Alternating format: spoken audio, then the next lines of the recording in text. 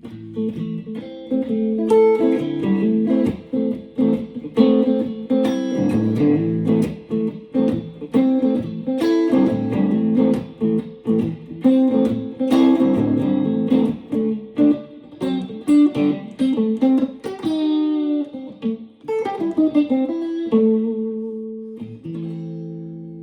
to the Song Painter. So today I'm gonna have to go back on something I said the last time, which was reevaluate. And so I reevaluated the points that I gave you the last time for recording, and what I came up with was there was one very important point that I left out, probably like one of the most important points, and that is tempo.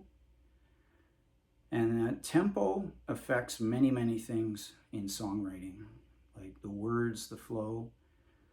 And so you have to consider, how do the words fit? Are they rushed? Are there too many words? Do you need to lose some words or rephrase? Some words don't sound good, especially at the end of a phrase. So like when you're choosing words in a line, like, oh love,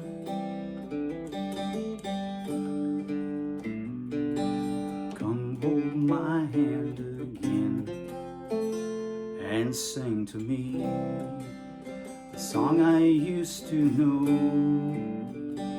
or a song I used to sing. See how that doesn't quite have the same effect, the same sound. So especially at the end of phrases, it's very important, to get the right word, and so that it sounds clean, and sometimes they just sound a bit off, right? The other thing is with songs, you want to get emotion. You want to be able to get emotion, into what you're saying, and sometimes it's too slow, it's too slow, or sometimes it's too fast. It's like I can't get the emotion into the words that I need to. And that has a lot to do with the speed of the song. Does the speed of the song, do the lyrics suit the speed of the song? Is it a happy song with in terms of the lyrics, but the music is, in a minor key, and it sounds, sort of on the downside, right? You got to think about stuff like that. And then there's things like some words that you may want to extend, some words that you want to drag out. And so, you need things like, you need to consider room in your songs, so that you leave enough room for the words to be heard. So anyways, these are things to think about. Definitely slight speed changes turn good songs into great songs.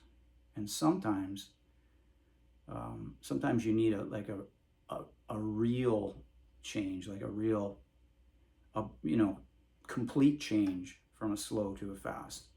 But most of the time, it's when you're in the studio, myself, what I do, I actually spend time with a metronome. I have a metronome, and I will go through a song and I will sing it at this speed, that speed, the next speed, and I'll play around with it over and over again until I feel that it's perfect. I can get the feeling, the emotion, and all the words are clearly heard. So I think that those are really important, like to use when you're putting lines together. Metronomes, I think, are very useful for the speed. I think that if you're going into the studio to record, and you're going to have other instruments that you're going to add in, you need to have a metronome to keep your speed,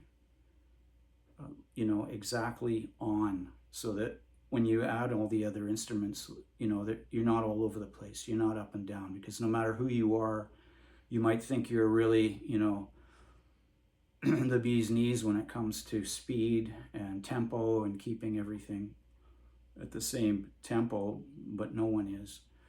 And so what you have to realize is that you want to record yourself, you know, with your phone or whatever, to allow yourself to hear yourself, you know, hear what it sounds like. The tape does not lie. You know, this is the thing is that you don't, if you're going to go into a studio, you need to be prepared. You don't want to go in spending a ton of money, you know, and getting garbage, right? You want to be totally prepared. So you want to do all your pre-production. So when you're writing songs, this is the attitude that you have to take, is that whether you're going into a studio or not, you want to treat it as you are going into a studio, right? Now, the one thing I will say about the metronome is that a lot of people use it now in music. They use it, and it does make the music sound robotic, you know, in a sense. Some people use it in live music, and it's like, I think that, you know, music, I prefer the human touch. I prefer, you know, music, if you're going to play, especially in a group with other people, I prefer having no metronome. I prefer it because I think that you can get way more feeling from playing as a group, and you can get emotion, you can get more dynamics coming up and down with the music.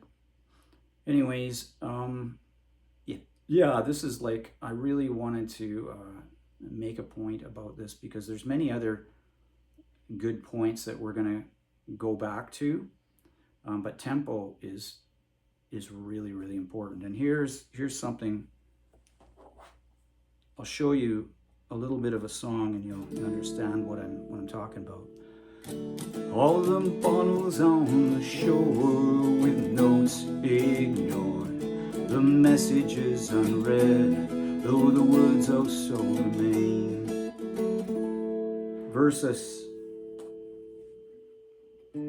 all the bottles on the shore with notes ignored, the messages unread, though the words also remain.